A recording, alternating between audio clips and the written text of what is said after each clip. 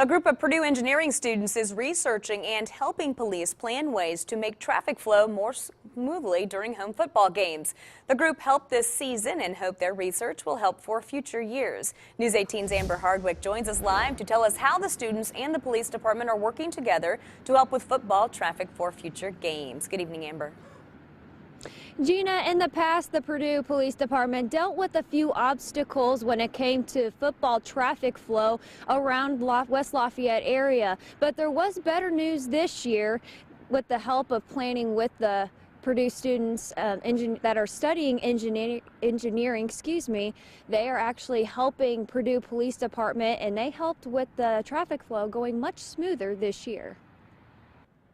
Last year, the new section of US 231 in West Lafayette opened. Something to help with traffic flow around the city brought problems after the Purdue football game at home against Notre Dame. Purdue Police Chief John Cox says drivers were confused since the new highway was not showing up on GPSs. He says it resulted in fans looping back into traffic. It created quite a nightmare for the officers that were trying to send traffic away, and yet they had them coming back on them again. To avoid the situation from reoccurring, the police developed a traffic management plan to help this season's traffic flow and also incorporate civil engineering students to help research ways to improve their plan. The students are involved in an applied traffic engineering course aimed to help special events. The class's project provides the students with field experience and helps police in the process. Also be able to help prepare for future games, future conditions, and improve the traffic management plan. Michelle Mecker says field reporters went out to gather data at busy intersections,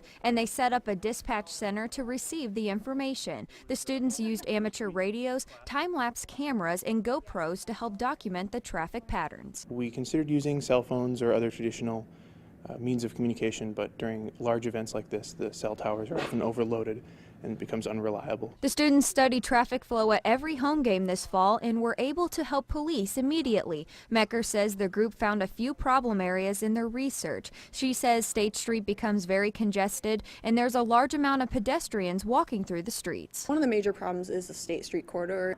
It doesn't have a lot of capacity for traffic, and going between one-way and two-way can be confusing for some drivers. Cox says he's impressed with the group's commitment and research. He says the department plans to use their findings to help tweak their master plan. And the processes that they came up with were amazing. We're getting engineering advice that's just priceless.